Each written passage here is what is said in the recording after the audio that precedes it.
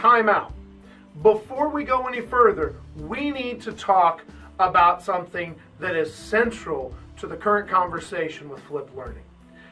Flipped learning is not about the video. Flipped learning can be entirely done on paper. I prefer digital medium based on the students that I work with, the style of my classroom, and where I wish to go with it. But not everything has to be digital. The other side of this coin, however, is that not everything that is digital is flipped learning. Please hear me out.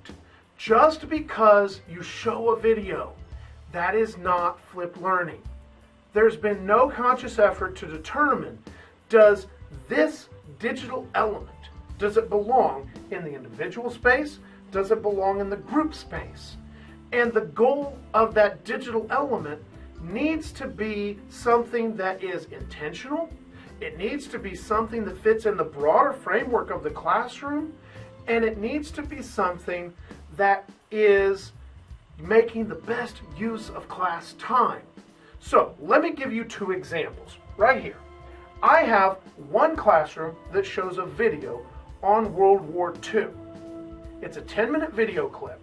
Here's another classroom that uses a 10-minute video clip on World War II, same exact video clip. This teacher is using it in class and shows it to the entire class as the starter or the basis material for maybe a original document reading and discussion on that original document. This teacher uses the same video, still is going to get to that same discussion on the original document reading that's going to follow. Now let's talk about the differences.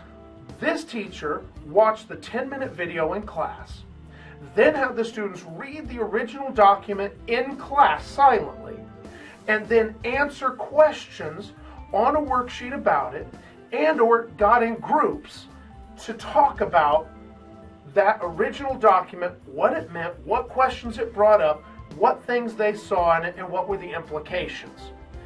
That's pretty good in terms of a traditional classroom. There's nothing wrong with that.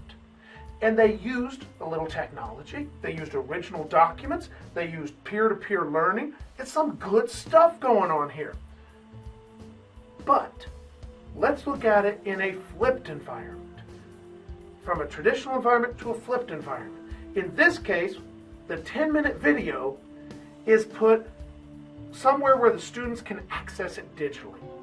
Because it's a video. It's on YouTube. It's on something else. It can be something that the teacher samples and puts into some sort of presentation or Google Doc. Regardless of how the teacher does it, it is accessible to students 24/7, 7 days a week. Additionally, the teacher has the students pre-read the original document. And they attempt to do that reading, or maybe even just a portion of that reading. If it's a long doc, they only have to do this much and come prepared with a question or two questions to class.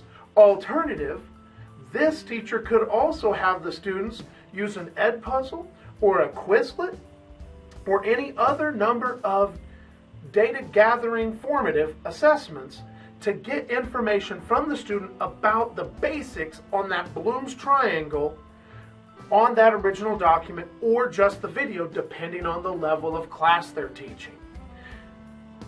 Now, when the students come to class, this teacher does not have the students read the original document.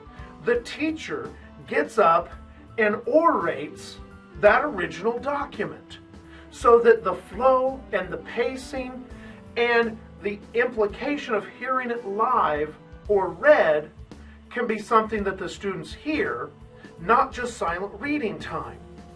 And it takes the teacher just a few minutes to read maybe just a portion of that document.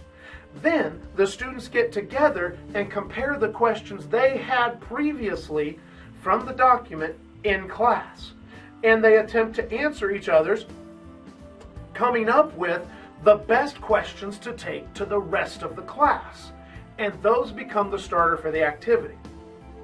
Both of these examples are good teaching. This is not flipped just because it has a video. This was flipped because some of those elements went to the individual space, and some of those things were left in the group space.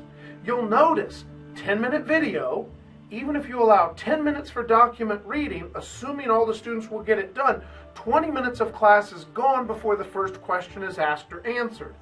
Here, the questions are at least begun before the student even reaches the classroom. Now, I already hear some of the questions. What if a student doesn't read a document? What if the student didn't answer the questions online? All are very good questions. But the reality is, those students that did do it have already gotten a head start, regardless of whether every single student did it or not. Because you can still always take the students that didn't do it, and they can become a group. And that group can become their own subset and start it just like this class. Will they get as much out of it as the other students? Maybe, maybe not. But in all cases, all students complete the learning objective. So what is flip? What is not flip? Those things are not just because we use technology or didn't use technology. They're not just video or not video. Intentional content means, what do we intend the students to do? What do we intend the students to learn? And what parts fit best in which context? So I just wanted to give you a little bit of an exact or example definition of what flipped learning might look like, in this case in a social science class. So just because it's digital doesn't make it flipped, and just because it's flipped doesn't mean you have to use digital.